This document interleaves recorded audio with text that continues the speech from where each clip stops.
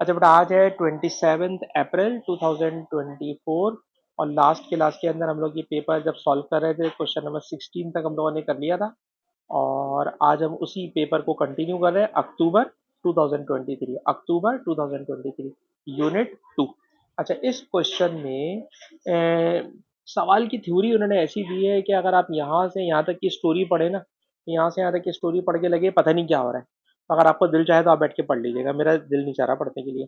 अगर आप इस सवाल को यहाँ से शुरू करें तो बड़ा सिंपल सा सवाल है। सिंपल सा क्वेश्चन बेटा ये है कि भाई ये पॉजिटिव प्लेट है, ठीक है जनाब, सॉरी पॉजिटिव टर्मिनल है। इस पॉजिटिव टर्मिनल के साथ ये कॉपर की समझ लें प्लेट लगी हुई है, ठीक है।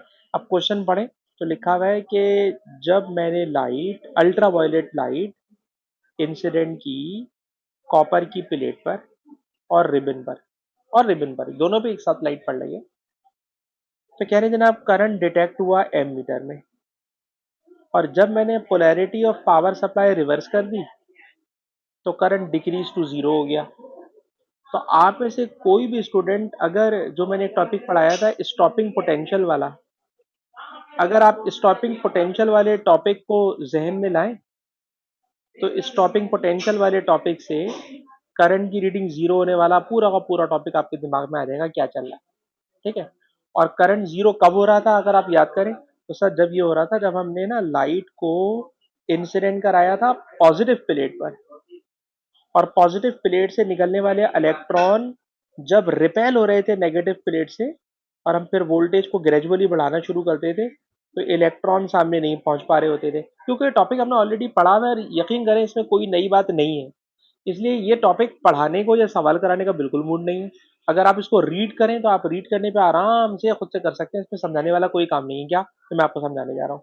कह रहे जब मैंने अल्ट्रा वायलेट लाइट इंसिडेंट कराई तो इलेक्ट्रॉन निकलने लगे from the surface of magnesium ribbon, ठीक है जनाब, मैग्नीशियम रिबन। अब इस मैग्नीशियम रिबन को, इस चीज को कह रहे हैं कि हमने मैग्नीशियम रिबन के ऊपर लाइट पड़ी और इस लाइट से इलेक्ट्रॉन निकलने लगे।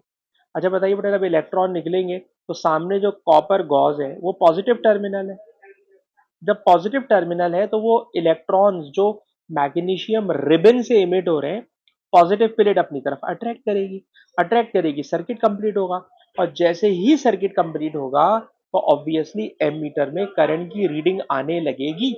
अच्छा, जो लाइट में इंसिडेंट करा रहा हूं उस लाइट की एनर्जी मैग्नीशियम की वर्क फंक्शन से ज्यादा होगी, ठीक है। अच्छा, ये और वाला जो सेंटेंस भी पढ़ लें, ऑल्दो कि इसके बगैर भी काम चल जाएगा, कि अगर जो लाइट इंसिडेंट करा रहा हूँ उसकी एनर्जी ज्यादा है, इसका मतलब है उसकी फ्रीक्वेंसी थ्रेशोल्ड फ्रीक्वेंसी से ज्यादा होगी। तो दोनों का मतलब एक ही है, जो लाइट इंसिडेंट हो रही है उसकी एनर्जी वर्क फंक्शन से ज्यादा है या उसकी फ्रीक्वेंसी थ्रेशोल्ड फ्रीक्वेंसी से ज्यादा है।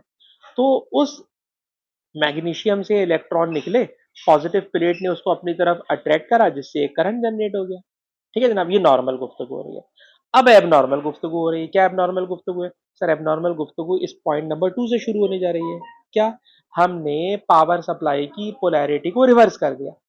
बताइए, जैसे ही पोलैरिटी को रिवर्स किया तो पोलैरिटी रिवर्स करने से करंट जीरो हो गया। सर क्यों करंट जीरो हो गया? सर इसलिए जीरो हो गया कि जब इलेक्ट्रॉन निकलेंगे तो, लेकिन हो सकता है कि जो निकलने वाले इलेक्ट्रॉन है, जो मैंने लाइट इंसिडेंट कराई ना, उस लाइट की एनर्जी जो होगी वो वर्क फंक्शन से थोड़ी सी ज्यादा होगी, ठीक है जनाब। ये जो रीडिंग आ रही है उसको हम आंसर बनाने की कोशिश कर रहे हैं ना, उसकी लाइट की एनर्जी वर्क फंक्शन से थोड़ी सी ज्यादा होगी। निकलने वाले इलेक्ट्रॉन्स की काइनेटिक एनर्जी बहुत हल्की होगी, और जब हल्की होगी, जब सामने वाली प्लेट की पोलैरिटी रिवर्स हो गई तो जाहिर सी बात है उसके ऊपर आएगा रिपल्जन। और जब रिपल्जन आएगा तो उसमें इतनी काइनेटिक एनर्जी नहीं है कि वो सामने पहुंच सके और गैप को क्रॉस कर सके। गैप को वो क्रॉस नहीं कर पा रही, इसलिए जो करंट की रीडिंग है वो अचानक जीरो हो गई है। पोटेंशियल बैरियर वाला टॉपिक जहन में लाएं। तो ईमानदारी की बात है, जिस बच्चे ने फोटो इलेक्ट्रिक इफेक्ट की थ्योरी प्रॉपरली याद की भी होगी, समझी भी नहीं। समझना तो पहला स्टेप है ही, समझने के बाद याद की भी होगी तो वो इसका आंसर आराम से लिख देगा। एंड आई होप कि आप इसको खुद से लिख सकते हैं, इसमें कोई मुश्किल बात या अजीबो गरीब सवाल नहीं है। एग्जाम देने आप जा रहे हैं, आई होप कि आपको ये सारी चीजें आती हैं। अच्छा, अब उसी एक्सपेरिमेंट के अंदर कुछ नई बात लेकर आ रहे हैं। क्या बात लेकर आ रहे हैं? कह रहे जनाब स्टूडेंट ने रिप्लेस कर दिया उस लैम्प को एक दूसरे लैम्प के साथ जिसकी अब इंटेंसिटी बहुत ज्यादा है। आपको पता है जितनी ज्यादा इंटेंसिटी होती है ना, उसमें फोटॉन्स की तादाद उतनी ज्यादा होती है।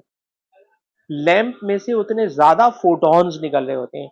Brighter light, greater number of photon. जब ज्यादा फोटॉन प्लेट्स को हिट करेंगे तो वो ज्यादा इलेक्ट्रॉन्स को निकाल के बाहर ले आएंगे। निकलने वाले इलेक्ट्रॉन्स को कहते हैं फोटो इलेक्ट्रॉन। ज्यादा फोटो इलेक्ट्रॉन्स को निकाल के बाहर फेंकने लगेंगे। और अब ज्यादा फोटो इलेक्ट्रॉन निकलने लगेंगे तो ज्यादा करंट जनरेट होने लगेगा, और आप देखिएगा एम मीटर की रीडिंग जो होगी ना, वो पहले से ज्यादा हो जाएगी। तो बिल्कुल सिंपल सी बात है कि लाइट की इंटेंसिटी बढ़ाते हैं तो लाइट के फोटोन बढ़ जाते हैं। सर वो ज्यादा इलेक्ट्रॉन निकालने लगते हैं। जब ज्यादा इलेक्ट्रॉन निकालने लगते हैं तो जाहिर सी बात है करंट की रीडिंग बढ़ जाती है। तो ये वाली बात हमने कई दफा पढ़ी है कि फोटो इलेक्ट्रॉन्स की तादाद या फोटो करंट की क्वांटिटी डायरेक्टली प्रोपोर्शनल है, या चले खाली प्रोपोर्शनल है, इंटेंसिटी ऑफ लाइट के साथ। जितनी तेज लाइट, उतने ज्यादा number of photons will be emitted. अच्छा, अब अल्ट्रावायलेट लाइट को कह रहे हैं कि हमने हटा दिया, अल्ट्रावायलेट को ही हटा दिया, और अल्ट्रावायलेट को हटा के लेजर की लाइट लगा दी है रेड कलर की। उसकी वेवलेंथ इतनी है, बाकी बातें सारी बेकार की हैं। काम की बात है, वेवलेंथ जो है वो 633 नैनोमीटर है। अच्छा, वर्क फंक्शन 3.7 ईवी है।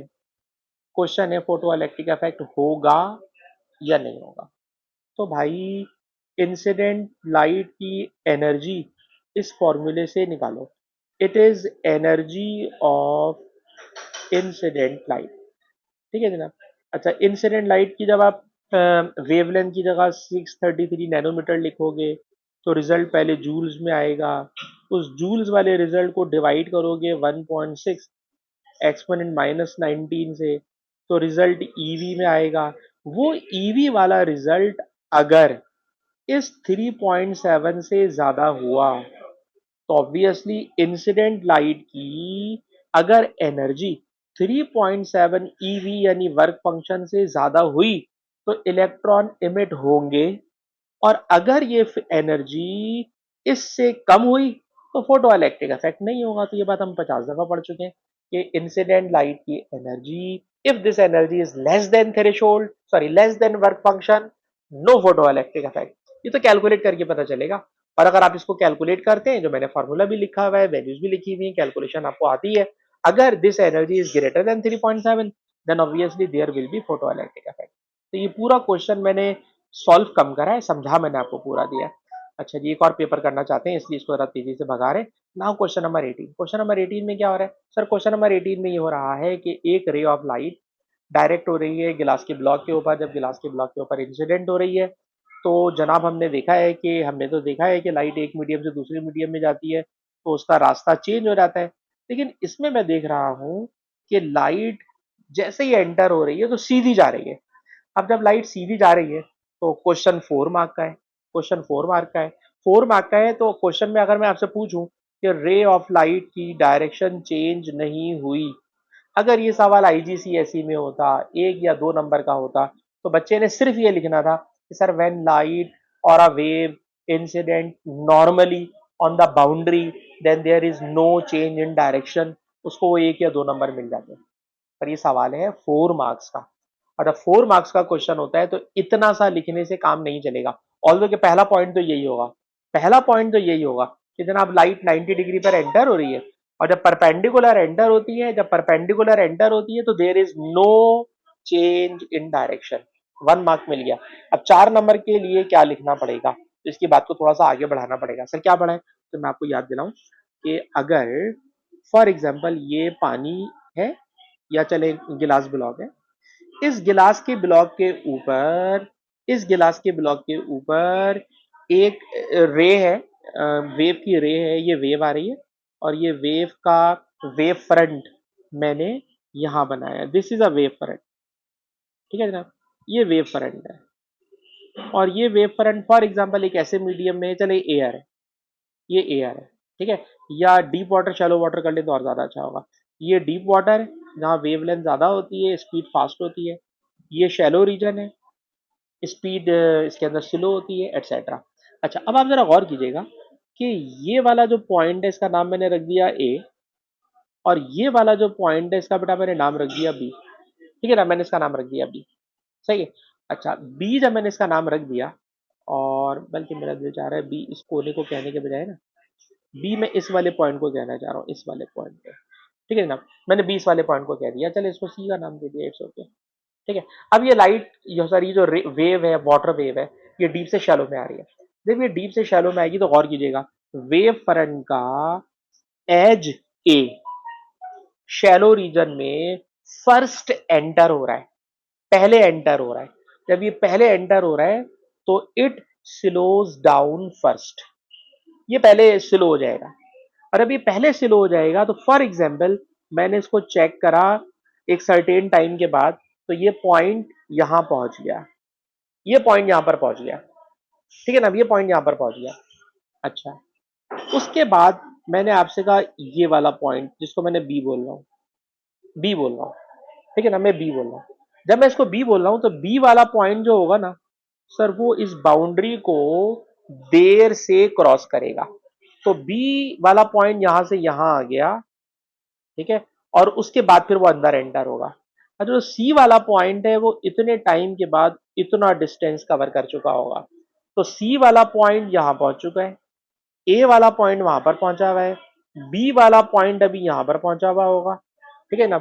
अच्छा, अब अगर मैं आपसे कहूं कि wave front A B C को मिला के बनाए, तो अब आप खुद गौर कीजिएगा कि जो वेव फ्रंट ये वाला है और जो वेव फ्रंट ये वाला है, ये दोनों एक दूसरे के साथ अब पैरेलल नहीं है। वजह बताएं सर, वेव फ्रंट का कोई एक पोर्शन स्लो मीडियम में पहले एंटर हो गया, वो पहले स्लो डाउन हो गया, in a certain period of time it is covering less distance. जो दूसरा एज है बी या सी, सर वो देर से शैलो रीजन में एंटर हुआ, और अब वो देर से एंटर हो रहा है, देर से एंटर हो रहा है, तो इसने यहां से यहां आने में गौर कीजिए कम डिस्टेंस कवर किया है। ठीक है जनाब, इसके अंदर। और सी वाला तो अभी एंटर होने के लिए जा रहा है। तो सारे पार्टिकल्स स्लो रीजन में एक साथ एंटर नहीं हो रहे, और अब सारे पार्टिकल एक साथ एंटर नहीं हो रहे तो हमें देखने में लग रहा है कि वेव फ्रंट बैंड हो गया है, और जब वेव फ्रंट बैंड होगा तो वेव भी बैंड हो जाएगी। अच्छा, लेकिन अगर यही वेव परपेंडिकुलर एंटर होती तो क्या होता, वो वाला भी केस देख लो। सर ये बाउंड्री है, इस बाउंड्री पर ये वेव फ्रंट आ रहा है, ये वेव फ्रंट आ रहा है, ये वेव फ्रंट आ रहा है। ठीक है। अच्छा, जितने वेव फ्रंट आ रहे हैं ये सब के सब इसके ऊपर परपेंडिकुलर हिट करने जा रहे हैं, और अब परपेंडिकुलर हिट करने जा रहे हैं तो ये वाला वेव फ्रंट और इसके बाद वाले वेव फ्रंट, हर पार्टिकल एक साथ स्लो रीजन में एंटर हो रहा है, and the slow region is called shallow region in this example. तो जब सारे पार्टिकल एक साथ एंटर हो रहे हैं तो हर पार्टिकल एक साथ एंटर होकर एक जैसा डिस्टेंस कवर कर रहा है, और जब एक जैसा डिस्टेंस कवर कर रहा है तो वेव फ्रंट रिमेन पैरेलल, और अगर वेव फ्रंट रिमेन पैरेलल तो उनकी डायरेक्शन में भी कोई चेंज नहीं आ रहा। There is no deviation, there is no deviation. आपकी मार्किंग स्कीम में इसी बात को लंबा करके 4 नंबर का आंसर लिखा गया है। ठीक, तो मैं अपनी बात को रिपीट करूंगा, और रिपीट करने के बाद हादिया आपसे कमेंट्री करवाऊंगा आधा सवाल, और बाकी आधा सवाल मैं अब्दुल्ला से कमेंट्री कराऊंगा। अनाबी आप भी रेडी रहिएगा अगले सवाल के लिए। हादिया गौर से सुने sir, when a wave incident at a boundary not normally, ठीक है, तो सर उसके सारे पार्टिकल्स शैलो रीजन में एक साथ एंटर नहीं हो रहे, सारे पार्टिकल शैलो रीजन में एक साथ एंटर नहीं हो रहे। एक एज जल्दी एंटर हो रहा है, दूसरा एज देर से एंटर हो रहा है। इसलिए जब हम सेकंड वेव फ्रंट बना रहे हैं तो वो फर्स्ट वेव फ्रंट के पैरेलल नहीं है, और जब वो पैरेलल नहीं है तो हमें लग रहा है कि इसकी डायरेक्शन चेंज हो गई है। हादी बेटा बोल के बताएं, डायरेक्शन क्यों चेंज होती हुई नजर आ रही है मुझे इसमें।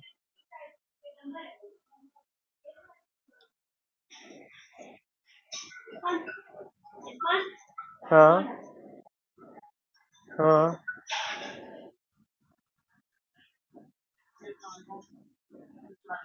हाँ, शानदार।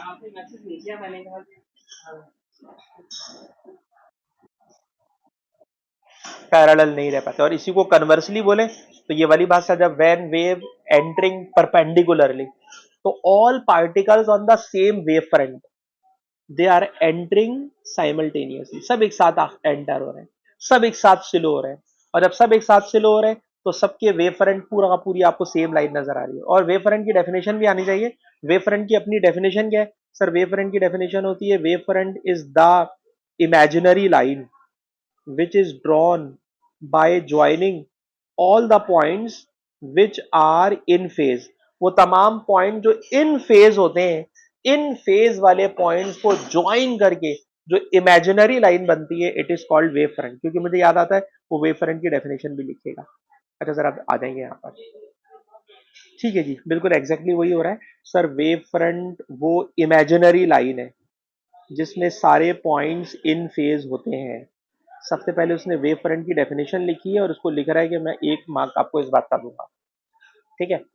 अच्छा, जब कोई वेव फ्रंट, ठीक है जनाब, पैरेलल टू द बाउंड्री होता है, पैरेलल टू द बाउंड्री होता है, ठीक है जनाब, जब wave front parallel to the boundary होगा, पैरेलल टू द बाउंड्री होगा, और वाले को हटा दें, खामखा में ये आपको तंग करेगा। इसका मतलब है कि वेव नॉर्मली एंटर हो रही है, उसको छोड़ दें सर। जब wave front parallel to the boundary है, पैरेलल टू द बाउंड्री है, तो उस वेव फ्रंट के सारे पॉइंट्स गिलास में एक साथ एंटर होंगे, सारे पॉइंट्स एक साथ स्लो डाउन होंगे, सारे पॉइंट्स एक जैसे डिस्टेंस कवर करेंगे सेम टाइम में। इसलिए हमें कोई डायरेक्शन का चेंज नजर नहीं आ रहा। यानी उसने आंसर लिखने में इस वाले केस को तो डिस्कस ही नहीं करा। अच्छी बात है जी, सारा का सारा डिस्कशन उसका इस बात पर है।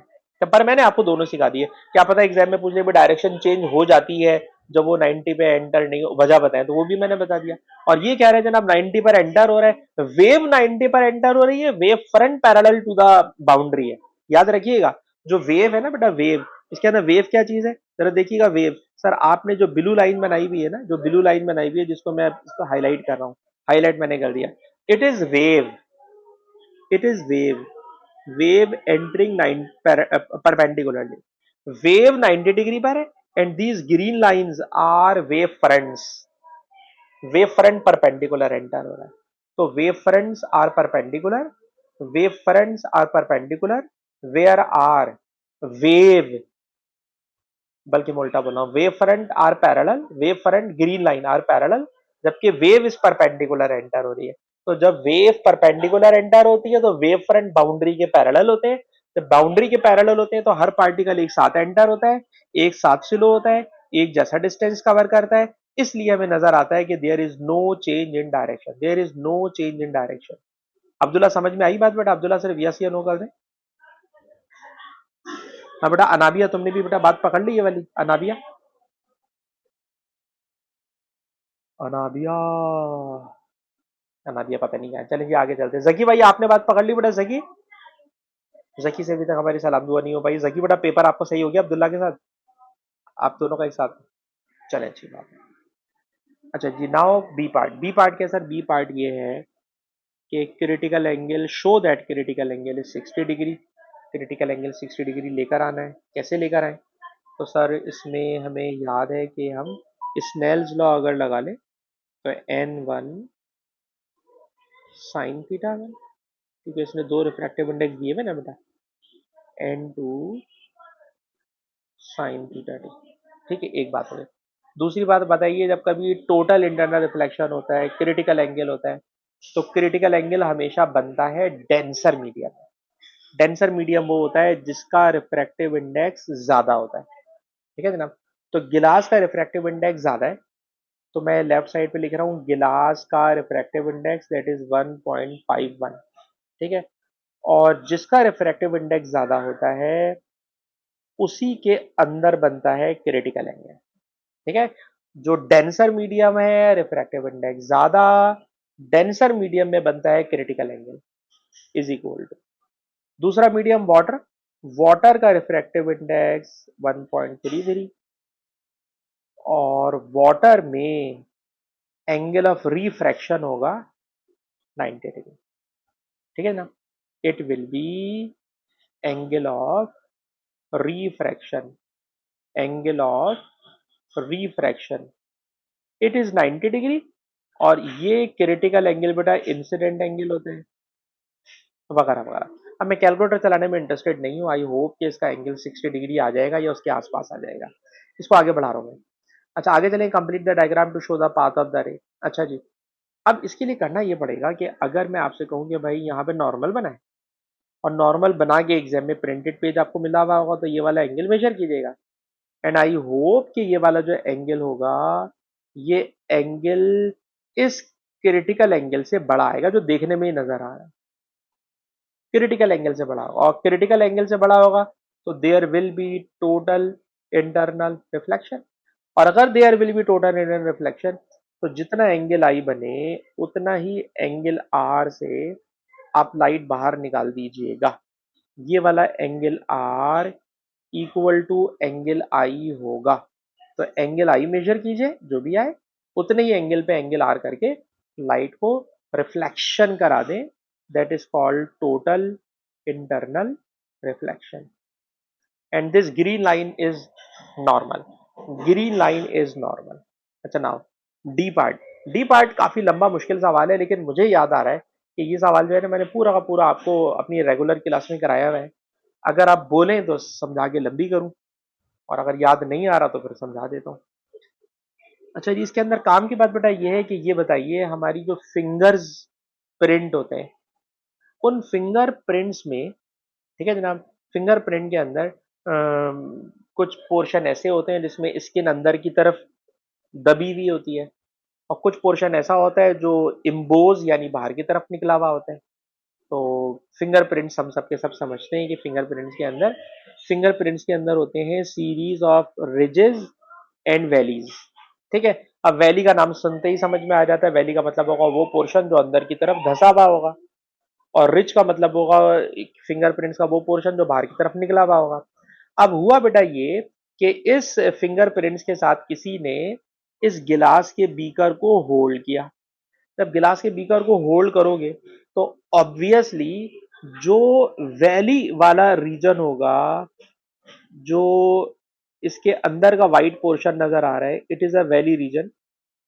इस वैली रीजन के अंदर एयर आ जाएगी। ठीक है जनाब, इसमें एयर आ जाएगी, लिखा हुआ भी है एयर है वैली वाला रीजन, इसके अंदर एयर आ जाएगी। ठीक है ना। और जो फिंगरप्रिंट्स का पोर्शन जो फिंगरप्रिंट्स का पोर्शन, ठीक है जनाब, रिच की फॉर्म में है यानी ऊपर उभरा हुआ है, तो जाहिर सी बात है उतने पोर्शन में एयर नहीं आएगी।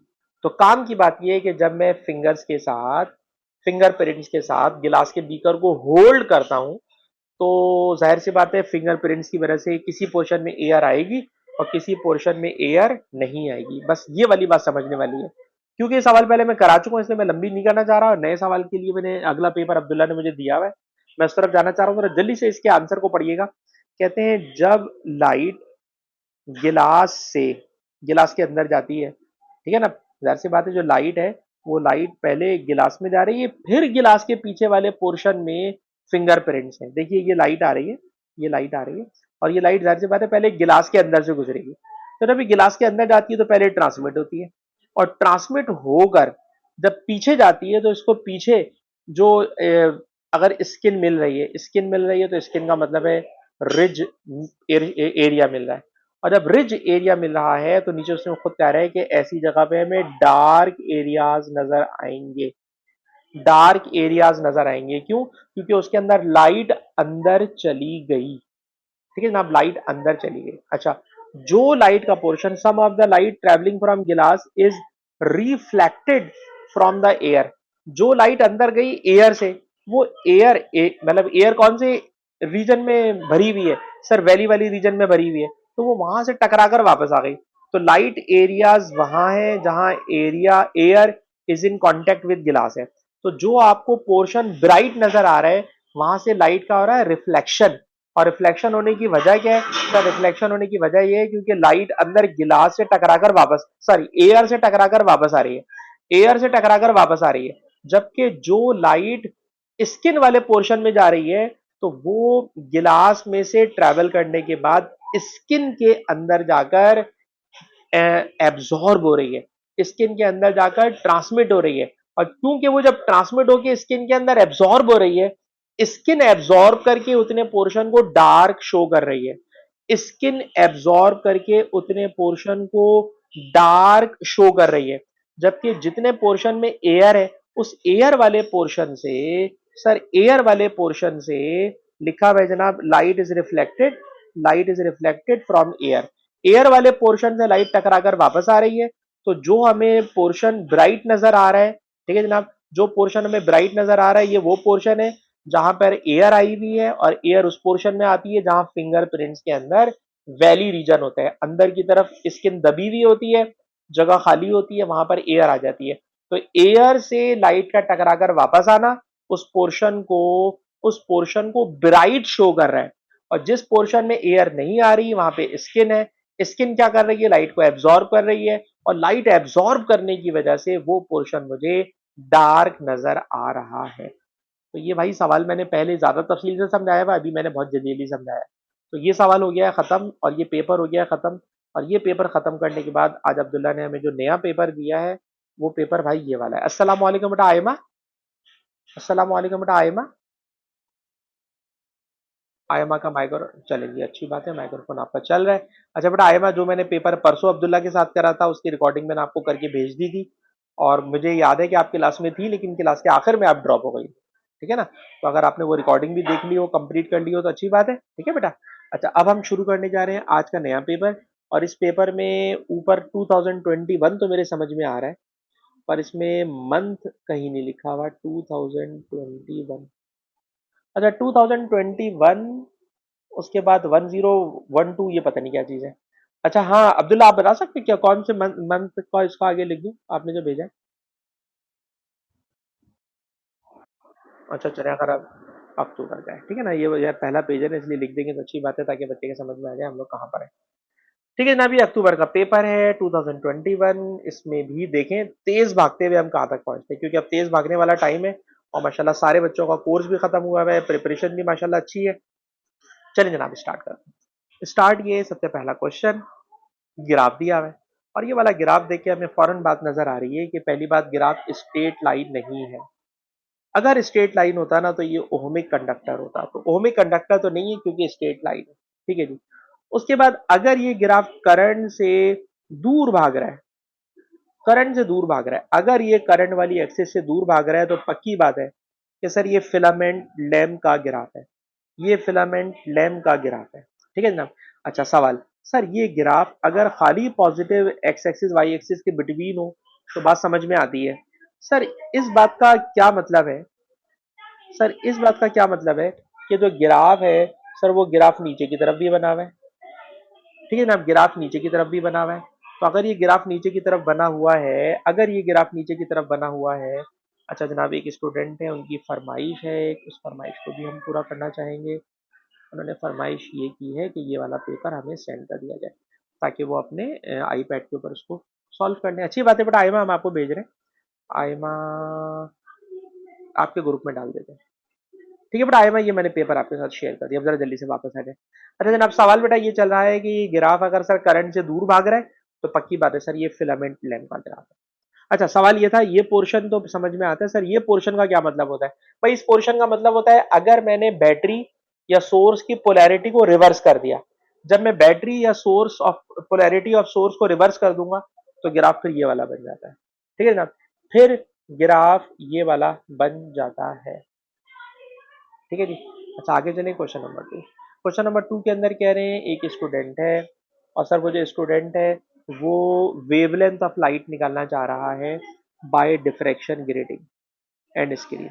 जब डिफ्रैक्शन ग्रेटिंग और स्क्रीन से वो लाइट की वेवलेंथ निकालना चाह रहा है, जब वो लाइट की वेवलेंथ निकालना चाह रहा है, तो वेवलेंथ निकालने के लिए what is not required, what is not required, ठीक है जनाब। अब नॉट रिक्वायर के अंदर क्या क्या होगा, तो जरा सुनिए, distance from diffraction grating to the screen, the distance from central maxima to the first order maxima, the distance from laser to the diffraction grating, the distance between slit in the diffraction grating. अब जरा गौर से सुनिए, sir ये है grating और ये है screen, ठीक है जनाब।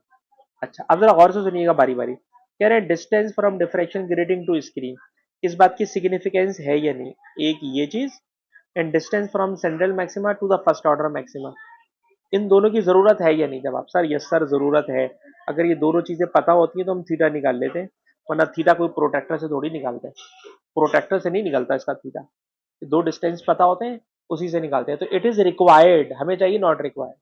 आगे चले, कह रहे हैं distance from laser to diffraction grating.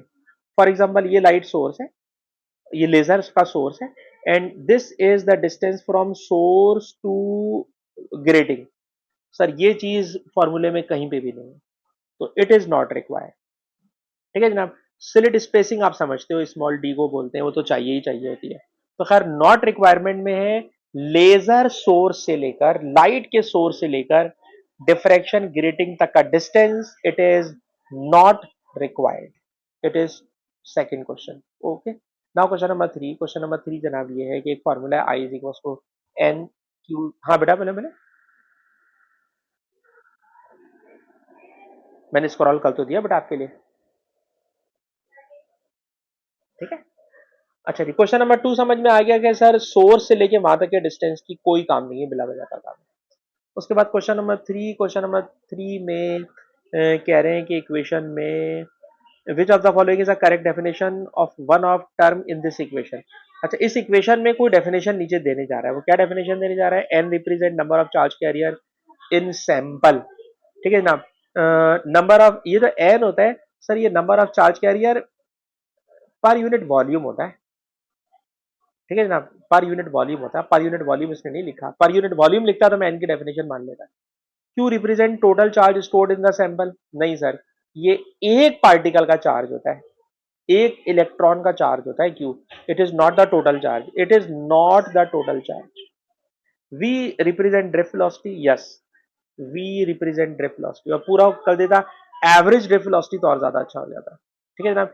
A represent the surface area of sample, नहीं। तो खैर इसके अंदर जो परफेक्ट डेफिनेशन है it is C. Question number four. Question number four कह रहे हैं थर्मिस्टर है, थर्मिस्टर का मैंने टेम्परेचर बढ़ा दिया। आपको पता है जब टेम्परेचर बढ़ेगा तो टेम्परेचर बढ़ने से कोई भी सॉलिड मटेरियल हो, तो सॉलिड मटेरियल में जो पार्टिकल्स होते हैं, उन पार्टिकल से जो लैटिक्स बनती है, उस लैटिक्स की वाइब्रेशन इंक्रीज हो जाती है। ठीक है ना। अब एटम से एटम्स की layer, it is called lattice, और लैटिक की वाइब्रेशन इंक्रीज हो जाती है। Number one. नंबर टू, अगर थर्मिस्टर है तो थर्मिस्टर में नंबर ऑफ कंडक्शन इलेक्ट्रॉन भी इंक्रीज हो जाते हैं। अगर थर्मिस्टर है तो थर्मिस्टर में नंबर ऑफ कंडक्शन इलेक्ट्रॉन भी इंक्रीज हो जाते हैं, इसलिए इसका आंसर फोर का ए सही है। नाउ क्वेश्चन नंबर फाइव कह रहे हैं ओम की जो यूनिट है उसको इस फॉर्म में लिख के दिखाएं। अच्छा जरा जल्दी से देखते हैं। R is equal to V upon I. अब सर ये जो वी होता है ना, वी होता है work done per unit charge, work done per unit charge. और सर ये जो आई होता है करंट, करंट होता है एम्पियर, एम्पियर तो वो दे नहीं रहा, तो यहाँ पर होगा coulomb per second, coulomb per second. ठीक है जनाब। तो work done per unit charge, अच्छा मैंने गलती कर दी, जब भी तो बोलूँ मैं फंस क्यों रहा हूँ।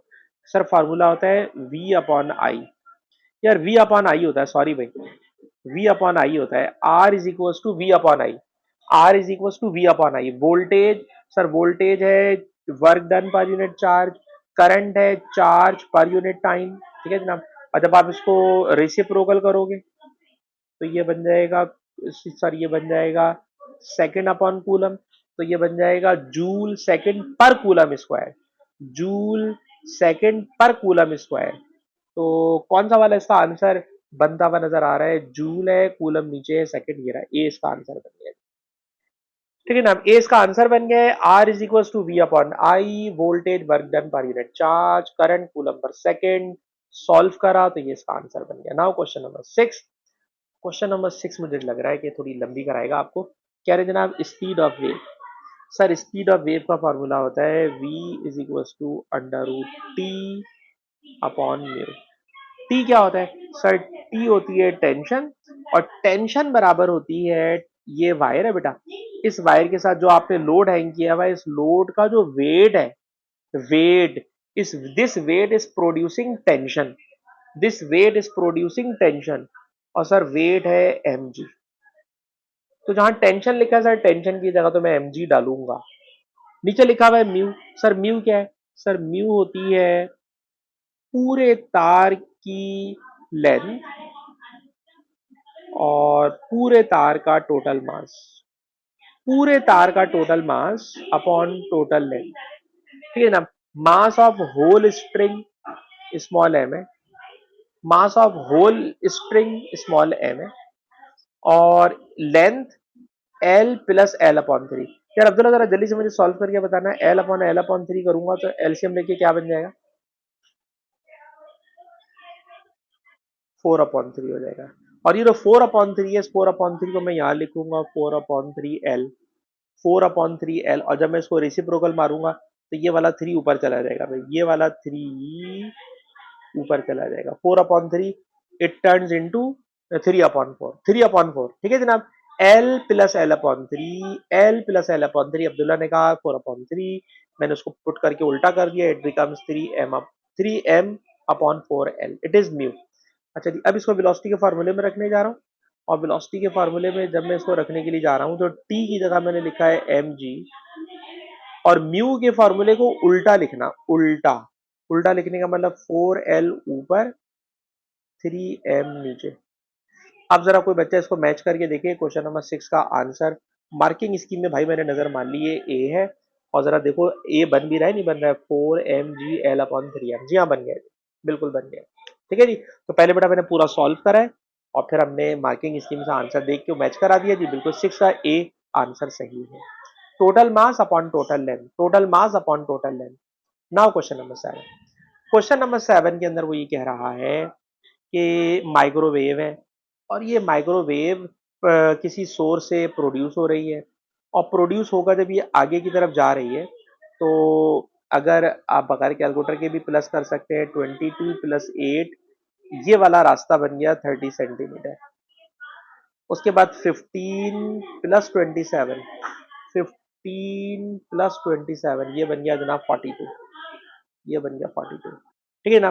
तो ये वाला रेड वाला रास्ता 42 सेंटीमीटर का है, ये वाला रास्ता 30 सेंटीमीटर का है, दोनों का डिफरेंस 12 सेंटीमीटर है, and this difference is called path difference, this difference is called path difference. और जब पाथ डिफरेंस आ गया, ठीक है, तो पूछ क्या रहा है, गौर से सुनिएगा, कुछ और भी बताया है इसने, द माइक्रोवेव दिस इंटरफेरेंस हो रहा है दोनों वेव में, हीटिंग अफेक्ट हो रहा है, which of the table is possible at L, L पर क्या हो रहा होगा सर, एल पर क्या हो रहा होगा, गौर से सुनिए, कह रहे हैं अगर मैं एज्यूम कर लूं कि वेवलेंथ 24 है, अगर मैं एज्यूम कर लूं कि वेवलेंथ 24 है, और पाथ डिफरेंस 24/2 यानी λ/2 है, ठीक है, मेरा ये एजम्पशन है, मुझे पता नहीं है, 24 है, और पाथ डिफरेंस λ/2 यानी 24/2 यानी 12 पे मिल रहा है, तो जाहिर सी बात है वहां पर डिस्ट्रक्टिव इंटरफेरेंस होगा, और अगर वहां पे डिस्ट्रक्टिव इंटरफेरेंस होगा तो डिस्ट्रक्टिव इंटरफेरेंस से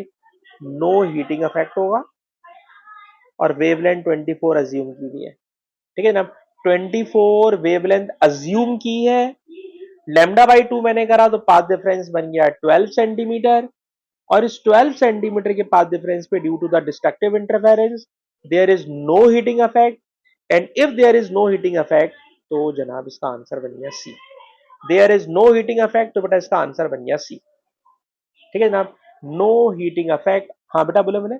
और अगर मैं 18 ले लूं, चलो आप 18 ले लें, अगर आपने वेवलेंथ को ले लिया 18, तो वो जो 18 है उस 18 का 12 के साथ रिलेशन चेक करके बताएं, ना तो कंस्ट्रक्टिव वाली कंडीशन पूरी करेगा, ना डिस्ट्रक्टिव वाली कंडीशन पूरी करेगा, ठीक है जनाब। कंस्ट्रक्टिव के लिए वेव पाथ डिफरेंस, अगर वो पाथ डिफरेंस 18 सेंटीमीटर का होता तो आंसर बन जाता बी, ठीक है ना। अगर पाथ डिफरेंस वेवलेंथ के बराबर होता, 18 सेंटीमीटर के बराबर होता, तो कंस्ट्रक्टिव इंटरफेरेंस से आंसर बन जाता बी, क्योंकि पाथ डिफरेंस वेवलेंथ के λ/2 के बराबर आ रहा है।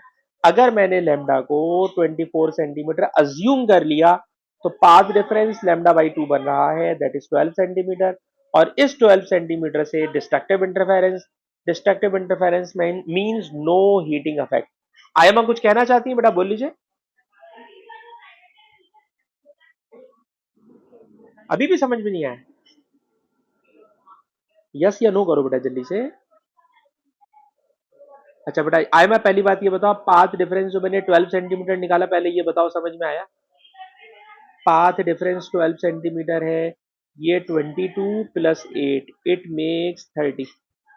ठीक है बेटा, ये वाला 15, ये वाला 27, इट मेक्स 42। पाथ डिफरेंस आ गया 12 सेंटीमीटर। अभी जो 12 सेंटीमीटर है, ये पाथ डिफरेंस अगर इंटरफेरेंस की नजर से देखूं तो this path difference should be either equal to lambda by 2 और should be equal to lambda. Constructive interference के लिए लेमडा और डिस्ट्रक्टिव इंटरफेरेंस के लिए should be equal to lambda by 2। आए मैं जल्दी से पहले बेटा यहां तक की बात करें, यस या नो? ठीक है। अब आप बेटा मुझे बताओ कि जब मैं इस 12 सेंटीमीटर को कंस्ट्रक्टिव की नजर से देखता हूं तो क्या कहीं पे पाथ सॉरी वेवलेंथ 12 सेंटीमीटर लिखी हुई है? आप बताओ, क्या 12 सेंटीमीटर लिखी हुई है? क्या वेवलेंथ 20 सेंटीमीटर लिखी हुई है? सॉरी 12 सेंटीमीटर लिखी हुई है? नहीं, 12 सेंटीमीटर कहीं नहीं लिखी। अगर 12 सेंटीमीटर नहीं लिखी तो ये वेवलेंथ लेमडा के बराबर कंस्ट्रक्टिव इंटरफेरेंस होना और मैक्सिमम हीटिंग इफेक्ट होना, ये दोनों तो हो गए आउट। मैक्सिमम हीटिंग इफेक्ट हो गया आउट क्योंकि वो वेवलेंथ के बराबर नहीं है। ठीक है। अब मैं देखना चाह रहा हूं इसको डिस्ट्रक्टिव की नजर से। डिस्ट्रक्टिव की नजर कहती है वेवलेंथ के आधे के बराबर होना चाहिए। तो अगर मैं वेवलेंथ को 18 लेता हूं तो 18 अपॉन 2 9 सेंटीमीटर, 9 सेंटीमीटर का पाथ डिफरेंस नहीं है। अगर मैं वेवलेंथ 24 सेंटीमीटर लेता हूं तो 24 सेंटीमीटर का आधा आपको पाथ डिफरेंस 12 सेंटीमीटर नजर आ रहा है। It means there is destructive interference और डिस्ट्रक्टिव इंटरफेरेंस की वजह से आप देखिएगा कि उस पॉइंट एल पर there will be no heating effect, there will be no heating effect. So the right answer is C. Aima बेटा अब क्लियर हुआ या नहीं? चलिए, मुझे बड़ा ये अच्छी बात है, आप सारे बच्चों को ये वाली बात कह रहा हूँ कि आयमा ने मुझसे सवाल पूछा तो मैं कहीं पे गुस्सा नहीं किया, मैं कहीं पे इरिटेट नहीं हुआ, होना भी नहीं चाहिए टीचर को। तो बाकी जितने बच्चे हैं भैया, आप भी, क्योंकि मैं भाग रहा हूँ बहुत तेज, समझ में आ रहा है इट्स ओके, नहीं समझ में आ रहा तो रोक के पूछे। ठीक है। जकी भाई आप मेरी बात सुन रहे हैं या जकी समझे बगैर भी आप ऐसी आंख बंद करके गाड़ी मेरी चलाने दे रहे हैं? जकी, बेटा जकी, जकी क्लास में है तो भाई। और जकी की जो वो आ रही है डीपी, उसके अंदर उन्होंने हाथ भी रेस किया हुआ। जकी भाई आप ही हैं जिन्होंने हाथ रेस किया हुआ? अच्छा, मुझे तो ये लगा कि आप हाथ रेस करके बोल रहे हैं यस सर मुझे सब समझ में आ रहा है। चले अच्छी बात है। अलबत्ता आयमा ने शायद बिल्ली लगाई हुई। आयमा ऐसे ही ये कैट है? अच्छा अच्छा, चूहा है। अच्छा। और हादिया को क्या पसंद है भाई? हादिया ये क्या है? हादिया जल्दी से। अच्छा पैंडा है। और ये अम्मास भाई आप क्या लगाते? अम्मास भाई, अच्छा टेलीस्कोप लगाई हुई। इनको भाई फिजिक्स से बड़ी मोहब्बत है और इन्होंने टेलीस्कोप लगाई हुई। जबरदस्त जनाब। जकी भाई मैं सारे बच्चों को इनवाइट कर रहा हूँ इस वाली बात पे, भाई समझ में ना आए तो रुकवा लेना क्योंकि मैं गाड़ी बहुत तेज भगा रहा हूँ। ठीक है। अच्छा अब जनाब ये क्वेश्चन आ गया है पोटेंशियोमीटर। पोटेंशियोमीटर के अंदर ये वायर है। आपको हम ये बात पढ़ा चुके हैं कि वायर पर जब पोटेंशियोमीटर को हम लोग स्टडी करा रहे होते हैं तो वायर पर जो पीडी होता है वोल्टेज, वो रेजिस्टेंस के साथ डायरेक्टली प्रोपोर्शनल होता है। रेजिस्टेंस लेंथ के साथ डायरेक्टली प्रोपोर्शनल होती है, एक बात। दूसरी बात जहन में रखिएगा कि जो हमने वोल्ट मीटर लगाया हुआ है, अगर ये वोल्ट मीटर की रीडिंग, वोल्ट मीटर भी हो सकता है, गैल्वानोमीटर भी हो सकता है, एम मीटर भी हो सकता है, अगर इसकी रीडिंग जीरो है तो जब रीडिंग जीरो होती है तो याद रखिएगा जीरो रीडिंग पर, जीरो रीडिंग पे याद रखिएगा कि जितने पोर्शन को मैं इस वक्त रेड कलर से हाईलाइट कर रहा हूं और जितने पोर्शन को अब मैं ग्रीन कलर से ड्रॉ कर रहा हूं, तो याद रखिएगा इस R1 की रेजिस्टेंस, सॉरी R1 का वोल्टेज, R1 का वोल्टेज इस रेड पोर्शन वाले वोल्टेज के बराबर होता है और R2 का वोल्टेज इस ग्रीन पोर्शन वाले वोल्टेज के बराबर होता है। जब दोनों के वोल्टेज बराबर होते हैं तभी volt meter, galvanometer, ammeter की रीडिंग जीरो होती है। और जब रीडिंग जीरो होती है तो हम कहते हैं सर्किट बैलेंस होता है। और जब सर्किट बैलेंस होता है तो बैलेंस सर्किट पर इन दोनों की रेजिस्टेंस का रेशो, इन दोनों की रेजिस्टेंस का ratio it is equal to resistance of portion y divided by resistance of green portion. जितना वायर मैंने ग्रीन बनाया है और जितना पोर्शन मैंने रेड बनाया है, उन दोनों की रेजिस्टेंस के रेशो के बराबर होता है। ठीक है ना। अब दोबारा मैं आपसे कह रहा हूं कि सर ये पोटेंशियल डिवाइडर है। इस पोटेंशियल डिवाइडर में सर नीचे जो दो रेजिस्टर लगे हुए हैं उसको मैंने बोला है R1 R2। सर ऊपर जो दो रेजिस्टर है वो पहले तो पूरा वायर था।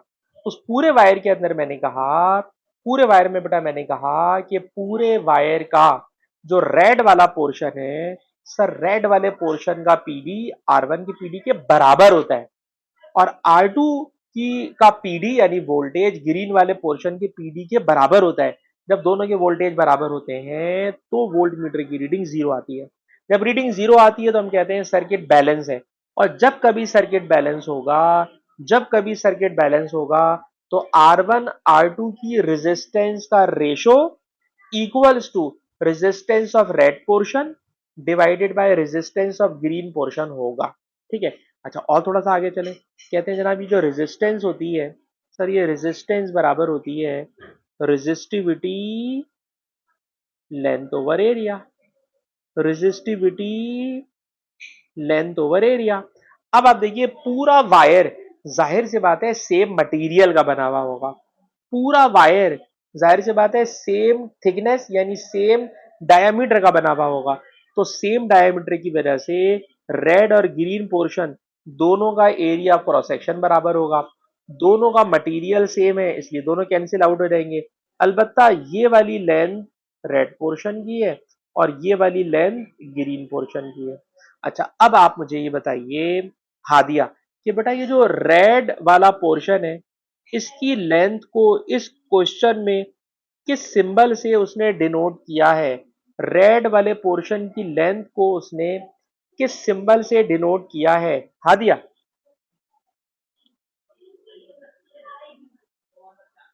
हादिया बेटा इतना सा सवाल है कि रेड वाली जो लाइन है उस क्वेश्चन में देख के बताओ रेड वाली लाइन की लेंथ को उसने किस सिंबल से डिनोट किया है हादिया?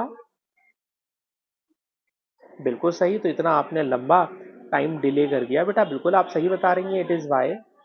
और मुझे बताइए जो ग्रीन वाला पोर्शन है इसकी लेंथ को आप, वो लिख के नहीं दिया हुआ, उसमें थोड़ा दिमाग लगाना पड़ेगा, इसमें आप टाइम ले सकते हैं। मुझे बताइए ग्रीन वाले पोर्शन में जो लेंथ ऑफ वायर है इसको क्या लिखूं? एक्स लिखूं, वाई लिख, X X X X minus Y. तो बेटा वो मैंने लिख दिया एक्स माइनस वाई। और जब मैंने x माइनस वाई कर लिया तो इसका आंसर बन गया b। इसका आंसर बन गया b। तो ये सवाल यकीनन भारी पड़ सकता है, लेकिन मैंने सवाल सॉल्व नहीं करा, मैंने पहले पूरी थ्योरी पढ़ाई है आपको कि R1 का वोल्टेज रेड वाले वोल्टेज के बराबर होगा, R2 का वोल्टेज ग्रीन वाले वोल्टेज के बराबर होगा। अगर ऐसा होगा तो बीच में लगे हुए वोल्ट मीटर की रीडिंग जीरो होगी, हम कहते हैं सर्किट बैलेंस है। जब सर्किट बैलेंस होता है तो R1 और R2 के रेजिस्टेंस का रेशो इक्वल टू रेड और ग्रीन के रेजिस्टेंस के रेशो के बराबर होगा। और फिर रेजिस्टेंस को हम लोग रॉ लेंथ ओवर एरिया से रिप्लेस करके सॉल्व कर लेंगे। आयमा बेटा जाने दें, सवाल समझ में आ गया बेटा आयमा? अब बेटा जकी भाई आपको भी सवाल समझ में आया नहीं आया जकी? जबरदस्त भाई, जबरदस्त जबरदस्त जबरदस्त। नाउ क्वेश्चन नंबर 9 बहुत सिंपल है, ये 9 समझाने के लायक नहीं है भाई। जब जो डिफ्रैक्शन पढ़ते हैं, डिफ्रैक्शन में इतना बड़ा गैप कर दोगे तो इतने बड़े गैप में डिफ्रैक्शन नहीं होगा। और जब डिफ्रैक्शन नहीं होगा, तो जब डिफ्रैक्शन नहीं होगा तो बाहर निकलने वाले जो वेव फ्रंट है वो सेमी सर्कुलर नहीं होंगे। तो इसका आंसर बी है, क्योंकि इसके अंदर कोई मुश्किल बात नहीं है, इसलिए मैं इस पर लंबी नहीं कर रहा। हाय हाय क्लास भी चली गई होगी। ओ भाई जल्दी से करो, जल्दी से।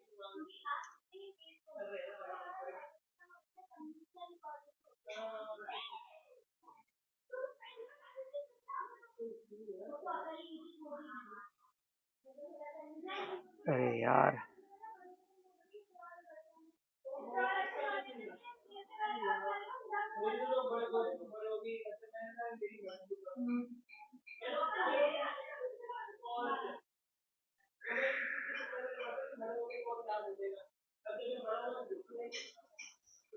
हाँ बेटा, आप लोग क्लास में हैं या कनेक्शन भी डिस्कनेक्ट हो गया? कोई बच्चा मुझे बताए, Ammaz are you in class? अरे बेटा, जो हमारी जो इन्वर्टर लगा हुआ है ना, सोलर वाला, उसका वो चार्ज खत्म हो गया और वो उसने एकदम से बंद कर दिया। ऑटोमेटिक काम कर नहीं रहा, उसको मैनुअल हमें करना पड़ रहा है आजकल। चलो खैर, आप लोग सारे लोग बच्चे क्लास में बैठे हुए हैं, ये ज़बरदस्त हो गया है। और इस वक्त मेरे ख्याल में इंटरनेट इतना अच्छा नहीं चलना चाहिए, क्योंकि मैं डाटा भी शिफ्ट हो गया हूँ। जैसे ही मेरा बेटा राउटर वाला इंटरनेट आता है तो मैं क्लास को आगे लेके चलता हूँ। अमाज, आवाज आ रही है या कट रही है आपको मेरी आवाज? अमाज, क्लास हो सकती है?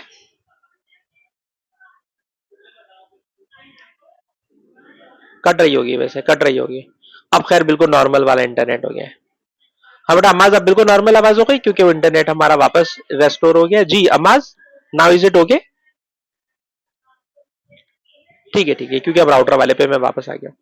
अच्छा, जरा जल्दी से बेटा आगे चलते हैं। आगे चलने में ये है, कह रहे हैं साउंड वेव है, साउंड वेव एयर में से पास कर रही है, तो जाहिर सी बात इसमें कंप्रेशन होंगे, रेयर फैक्शन होंगे। मैंने आपको एक वीडियो दी हुई है, ग्राफ ऑफ लॉन्गिट्यूडनल वेव। उस ग्राफ ऑफ लॉन्गिट्यूडनल वेव में वो खुद कह रहे हैं, ग्राफ खुद दिया हुआ, बहुत आसान सवाल है, कह रहे हैं वी कंप्रेशन है। सर अब वी कंप्रेशन है तो जाहिर सी बात है, जब वन वेवलेंथ कंप्लीट करेगा, जब वन वेव का साइकिल कंप्लीट होगा, तो जाहिर सी बात है सर, वहां पे दोबारा कंप्रेशन आ जाएगा। तो कंप्रेशन अगर उसने एक बता दिया कि वी कंप्रेशन है, तो ऑब्वियसली जेड नेक्स्ट कंप्रेशन होगा, क्योंकि उसी कंप्रेशन पे जाकर एक साइकिल कंप्लीट हो रहा है।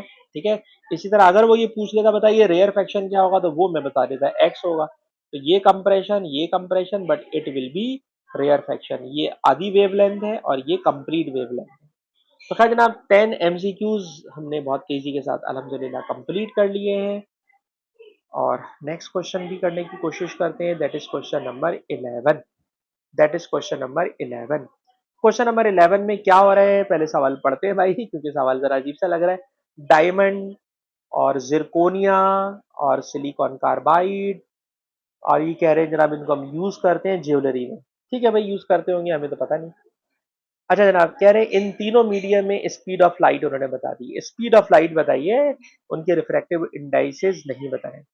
उसके बाद आपको इन्होंने नीचे एयर दिखाई है, नीचे जेमस्टोन दिखाया है। अब जेमस्टोन में कौन सा मटेरियल यूज किया हुआ है, कह रहे हैं डिड्यूस द मटेरियल यूज्ड। उस मटेरियल का आपने नाम बताना है जो मटेरियल इसमें यूज किया गया है।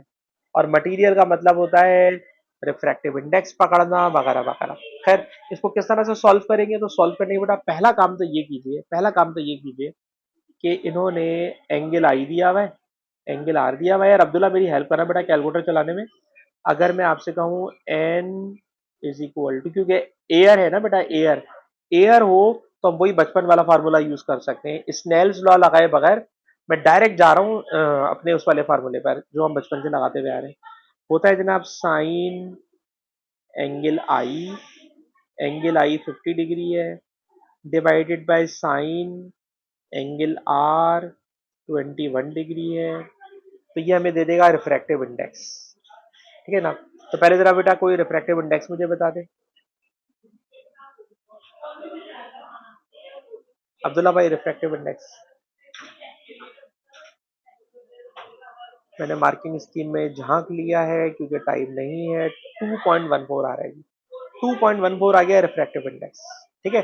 और अब रिफ्रैक्टिव इंडेक्स आ गया, तो रिफ्रैक्टिव इंडेक्स के बाद क्योंकि उसने क्वेश्चन में हमें दी हुई है स्पीड्स, तो मैंने यहाँ पे लगा दिया speed of light in air और speed of light in other medium. अच्छा, अब अगर बेटा मुझे वो मीडियम में स्पीड कैलकुलेट करना हो, तो बेटा मैंने सी की जगह लिखा 3 एक्सपोनेंट 8, और रिफ्रैक्टिव इंडेक्स मैंने लिख दिया 2.14। यार अब्दुल्ला, इसको तो डिवाइड करके बता दो।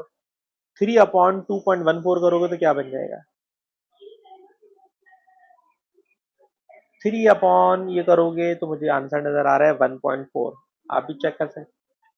बस ठीक है, 1.4 हो गया। अभी तो 1.4 एक्सपोनेंट 8 आ रहा है, ये speed of light in a medium है। अब वो मीडियम हमें इन्होंने बहुत सारे दिए हुए, और उसमें 1.4 मुझे इससे मैच करता हुआ लग रहा है। इससे नहीं कर रहा है, इससे नहीं कर रहा, बहुत दूर है भाई। तो 1.4 मैच कर रहा है जिरकोनिया से, तो पक्की बात है इट इज जिरकोनिया। बाकी इंग्लिश आप लिख लेंगे। ठीक है ना। तो अगर आपको ये फॉर्मूला आता हो तो ऑब्वियसली फॉर्मूला लगाकर आप यहाँ तक आराम से पहुंच जाएंगे। अच्छा जी, और आगे चलें तो इन्होंने एक डायमंड दिया हुआ है। सवाल है, diamonds are cut into different shapes so that they sparkle when light shines on them. The diagram shows a ray of light entering a diamond and incident on a boundary between diamond and air. सही ना, पूरी diagram उन्होंने बना के दी हुई है। Question ये दिया हुआ है कि इस डायग्राम में ऐड करो path of ray at boundary. Boundary पर, भाई ये तो बाउंड्री बनी हुई है, इस वाली बाउंड्री पर हो सकता है लाइट अंदर चली जाए, हो सकता है लाइट सीधी चली जाए, हो सकता है लाइट इधर हो जाए इधर हो जाए। मैंने उल्टे सीधे रास्ते बनाए, मैंने कुछ नहीं पता कि कौन सा वाला इसका आंसर होगा। तो कह रहे जनाब आपने डायग्राम बनानी है, हम डायग्राम बना देंगे, लेकिन डायग्राम बनाने के लिए कह रहे हैं अंधी में डायग्राम नहीं बना दीजिएगा, कैलकुलेशन करके बताएं कि आपने जो डायग्राम बनाई है क्या सोच के बनाई है। 4 मार्क का क्वेश्चन है, कैलकुलेशन शामिल करनी है, कैलकुलेशन शामिल करनी है। सर क्या कैलकुलेशन करें? तो कैलकुलेशन के लिए एक बात तो ये डिसाइड कर लीजिए, सर ये डायमंड है, लेकिन अब ये डायमंड है और डायमंड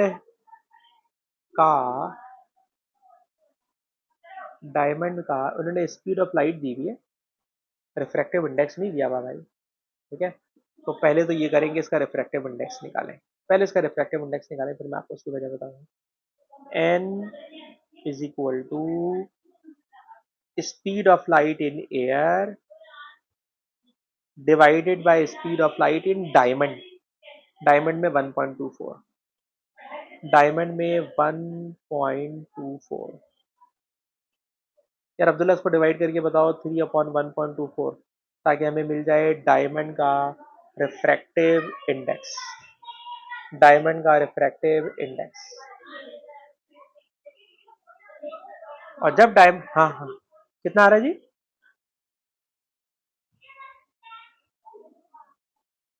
और जब रिफ्रैक्टिव इंडेक्स आ जाए तो पता है 142 कहाँ से आ गया यार? 3/1.42 आप डिवाइड करोगे तो वैसे मुझे याद है रिफ्रैक्टिव इंडेक्स इसका 2.4 होता है, 2.4 होता है जो मुझे याद है।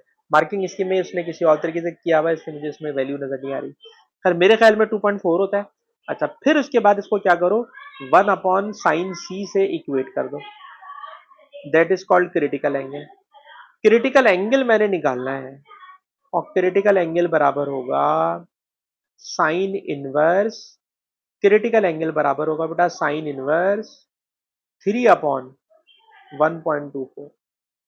क्रिटिकल एंगल बराबर होगा साइन इनवर्स 3/1.24। ठीक है ना? और जब आप इसको बेटा पूरा सॉल्व करोगे तो सॉल्व करके क्रिटिकल एंगल आ रहा है 24 डिग्री। ये तो मार्किंग स्कीम में फाइनल आंसर लिखा हुआ है, पर बीच वाला मेथड मेरा और उनका थोड़ा सा डिफरेंट है। ठीक है, कैलकुलेशन वाइज कॉन्सेप्ट तो एक ही है। तो कहा जनाब क्रिटिकल एंगल आ गया 24 डिग्री। ये 24 डिग्री आप बाकायदा कैलकुलेट करोगे, जो मैंने कैलकुलेशन दिखाई है। कैलकुलेशन समझ में आई नहीं आई, पहले सिर्फ इतनी सी बात बताएं, speed of light in air sir हमें याद होती है, स्पीड ऑफ लाइट डायमंड में गिवन थी, रिफ्रैक्टिव इंडेक्स आ गया, उसको 1/sin c से इक्वेट करा के क्रिटिकल एंगल आ गया। जब क्रिटिकल एंगल आ गया तो क्रिटिकल एंगल कैलकुलेट करने के बाद डायमंड की इस बाउंड्री पर आप लोग प्रोटेक्टर रख के पहले बनाओगे नॉर्मल, पहले बनाओगे नॉर्मल, नॉर्मल बनाकर ये वाला एंगल मेजर करोगे, ये वाला एंगल मेजर करोगे। अगर वो एंगल अगर वो एंगल 24 डिग्री से बड़ा आया तो यहां पर होगा टोटल इंटरनल रिफ्लेक्शन। अगर ये एंगल 24 से कम आया तब no total internal reflection. Sir marking इसकी मेरे सामने पड़ी हुई है, इसलिए ज्यादा एक्टिंग करने का टाइम नहीं है, तो उन्होंने ना रे को अंदर ही बनाया हुआ है, सिर्फ इतना सा बना के छोड़ दिया। ठीक, और अगर इतना सा उन्होंने बना के छोड़ दिया तो जितना एंगल आई यहाँ बना होगा उतना ही एंगल आर यहाँ बना के आप कहोगे कि यहाँ पर हो रहा है टोटल इंटरनल रिफ्लेक्शन, यहाँ पर हो रहा है टोटल इंटरनल रिफ्लेक्शन। तो ये जनाब आपने पाथ बनाना है and it you will be awarded 4 marks. तो ये सारा का सारा काम बेटा आपको करना है। और फिर मैं आपसे एक बात बेटा बोलूंगा कि हम लोग जितने हाँ बोले बोले, बोलिए बेटा अहमद।